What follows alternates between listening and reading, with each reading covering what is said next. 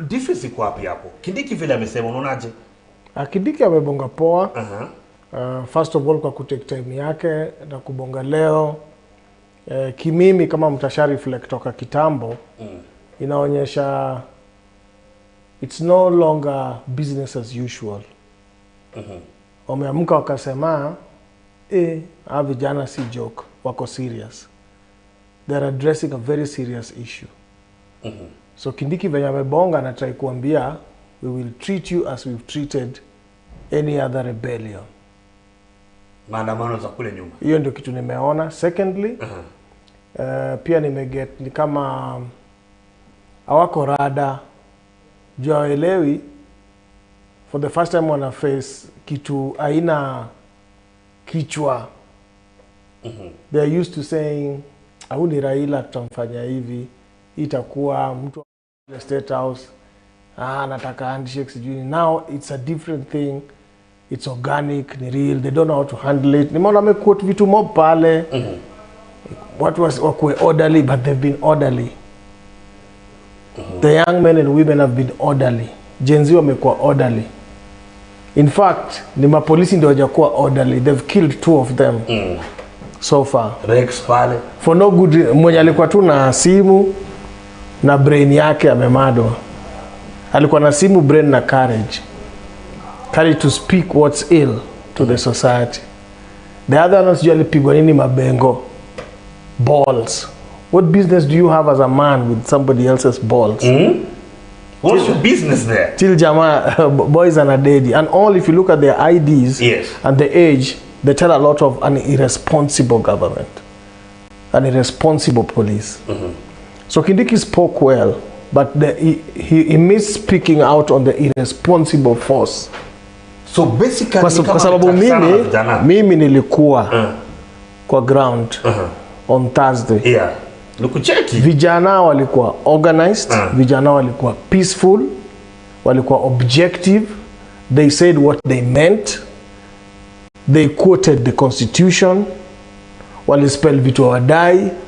And above they sang the national anthem. And order number 1 is when the anthem is sung, you stand at attention and respect your country and your flag. How do you shoot such a person?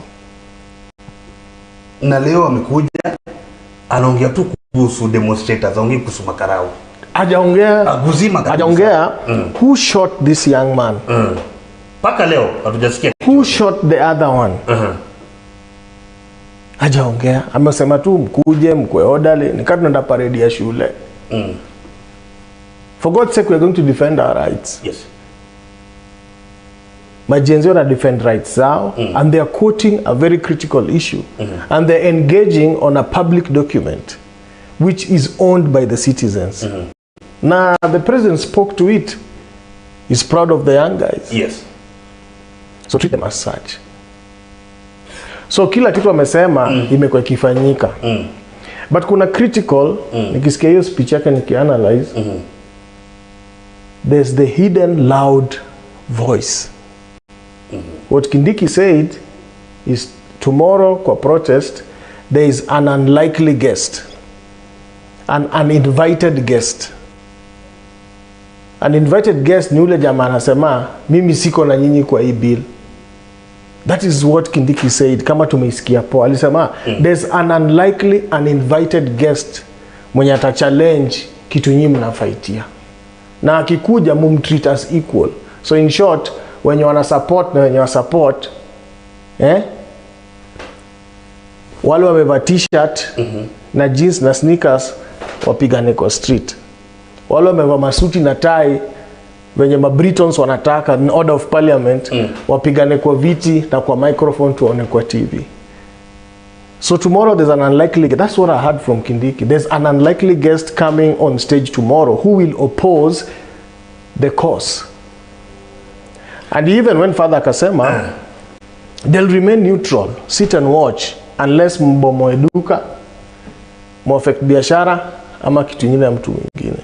So in short, piganeni, unless mnaguza duka ya mtu ni sawa, juu mtu akutaki na wewe umtaki, sasa fight imeletwa kwa streets. Message to them is there is no old man who will be for the bill there's no old man or woman who will be against the bill. There'll be only young people on the street who have a future to defend. Nyim kifika street, unite and shame the devil. Maji. Yes. Unite and shame the devil tomorrow. Kwa sababu ile kitu mimi nashangaa. Hata leo simuona ati parents wanaandamana kwa street ati wanataka chance ya kuuza CBD. Nikashanga wanatoka wapi hao parents? Tunajua nyama kima venye kuko tukuje Moi Avenue tuomba tufike hapa Joma Paro tunajua pali wako. Niliona placards. Walijiorganize wapi? Ati wana mpaka bani imeprintiwa na font kali. No. Let the Gen Zs be. They're speaking truth to power. They're speaking issues to power.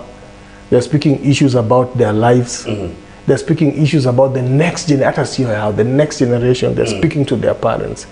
What brought that is the lack of courage of the future and the past, and they took the space accordingly. Maji. Kesho maandamano Tuesday. Hata Twitter hivyo. Kwa sababu ukiangalia pale Twitter kuna clip ya baba imekwenda trend. Akisema mko tayari Tuesday. Mko tayari. Sasa unajua last time tuliona Gen Z. Tuko bado pale kwa Kindiki. Tuliona wasa wali extend. Wasa akapiga sherehe. Ngome kaekwa pale Avenida hapo. Ngome kaekwa. Wanaanza kupiga sherehe paka hata masaa 6. Is that the way forward for kesho? For kesho, mimi siko part of organization. I don't know the program. I don't know anything. But siwezi bonga what will happen or what should happen, how it should happen. I'm not even but is it okay kuendelea time? One of the things Kindiki amesema ni time pia. And one of the do's and don'ts. Wanasema watu wanafaa kuandamana kuanzia hii time mpaka time fulani. But tuliona wase wana extend. Sasa si maandamano imeisha. Nani mavijana? Yoshika. Na hii street wanatembea gaderi na ngoma inaba. So wakati wanabambika na ngoma au pia kwa maendeleo wamemaliza maandamano. Sasa wanakula happy. Sasa walikuwa maandamano wako na dance. Wako na kunywa tei. They were serious about that business. So pia wanaweza sema si tuchamaliza maandamano nyinyi makarawe ndeni home, si tunataka kuingia kwa ma club. In fact tunataka kudance hapa chini. Shida iko wapi? Wewe kienda tu atesa. Shida iko wapi?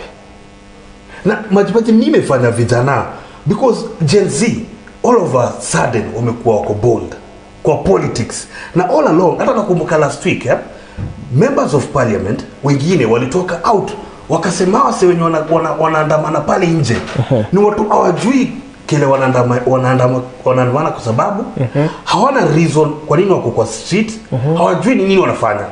But Gen Z ukiangalia zile maclip, kuna dem fulani kwa naangalia, sijui kama director kwa nata chezeo clip. Kuna dem fulani alianalyze vizuri sana. Akasema hii bill na hivi na hivi na hivi